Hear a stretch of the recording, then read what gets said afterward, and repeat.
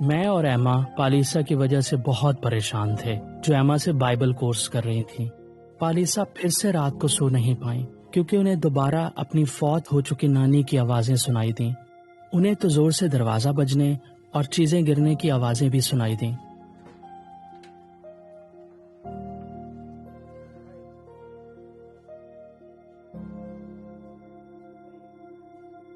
پالیسا نے اپنی بچی کو بچانے کے لیے اس کی کلائی پر ایک دھاگا باندھا تھا، لیکن پھر بھی برے فرشتے انہیں رات بھر پریشان کرتے رہے۔ سچ ہے کہ وہ آوازیں ان کی نانی کی نہیں تھی اور نہ ہی گھر میں کچھ ٹوٹا تھا، لیکن برے فرشتوں کا حملہ سچ میں ہوا تھا۔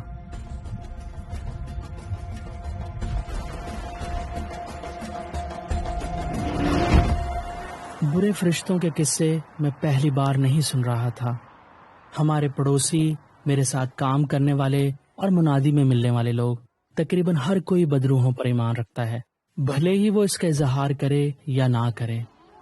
ان پر ایمان رکھنے سے زیادہ تو وہ لوگ ان سے خوف کھاتے ہیں۔ پالیسا سے تقریباً 6 مہینے پہلے میں نے بائبل کورس کرنا شروع کیا تھا، لیکن اب تک جو کچھ میں نے سیکھا اس سے مجھے یقین ہو گیا تھا کہ برے فرشتے زمین پر موجود ہیں۔ وہ لوگوں سے بات کرنے کی کوشش کرتے ہیں اور انہیں نقصان بھی پہنچا سکتے ہیں۔ ایما نے بزرگوں سے مدد مانگی کیونکہ وہ نہیں چاہتی تھی کہ ہم اس معاملے کو اپنے ہاتھ میں لیں۔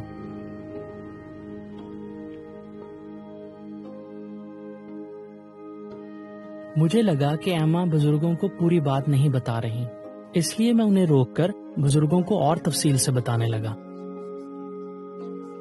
میں حیران رہ گیا جب بزرگوں نے کہا کہ انہیں پوری تفصیل جاننے کی ضرورت نہیں۔ انہوں نے بتایا کہ ہمارے لیے یہ جاننا تو ضروری ہے کہ برے فرشتوں سے ہمیں کیا نقصان ہو سکتا ہے، لیکن ہمیں ان کے بارے میں بات کر کے اپنا وقت ضائع نہیں کرنا چاہیے۔ اگر یسوع مسیح چاہتے تو وہ اپنے شاگردوں کو برے فرشتوں کی کئی کہانیاں سنا سکتے تھے، مگر انہوں نے ایسا نہیں کیا۔ اس کی بجائے انہوں نے اپنا دھیان یہوہ اور اس کے کاموں کے بارے میں گواہی دینے پر رکھا۔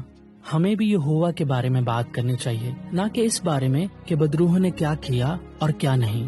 بزرگوں نے بائبل کے ذریعے بڑی مہارت سے ہم سب کا ایمان مضبوط کیا۔ ہم نے افسیوں 6 باب کی 11 آیت پڑھی، جہاں لکھا ہے، وہ جنگی لباس پہن لیں جو خدا کی طرف سے ہے، تاکہ آپ ڈٹ کر ابلیس کی چالوں کا مقابلہ کر سکیں۔ یہ ہدایات واقعی بہت ضروری تھی۔ اگر ایک فوجی جنگی لباس میں شامل ساری چیزیں نہیں پہنتا یا انہیں اچھی حالت میں نہیں رکھتا تو اس کی جان خطرے میں پڑ سکتی تھی۔ پھر ہم نے افسیوں 4 باب کی 27 آیت پڑھی، جہاں لکھا ہے، ابلیس کو موقع نہ دیں۔ بزرگوں نے پالیسا کو سمجھایا کہ ان کی بیٹی کی کلائی پر جو دھاگا ہے وہ خدا کے دیے ہوئے لباس کا حصہ نہیں، بلکہ اس کا تعلق برے فرشتوں سے ہے، اسی لیے شیطان کو انہیں ستانے کا موقع مل رہا ہے۔ بزرگوں نے ہمیں یاد دلایا کہ اگر ہم یہوہ کا تحفظ حاصل کرنا چاہتے ہیں تو ہمیں ہر ایسی چیز سے مکمل طور پر چھٹکارا پانا چاہیے جس کا تعلق توہم پرستی، جادو ٹونے اور بدروحوں سے ہے۔ بھلا کون یہوہ کو چھوڑ کر برے فرشتوں کا ساتھ دینا چاہے گا؟ ایما نے پالیسا کو یاد دلایا کہ اب انہیں اور وقت ضائع نہیں کرنا چاہیے، لیکن فیصلہ تو پالیسا کو ہی کرنا تھا کہ وہ کیا کریں گی۔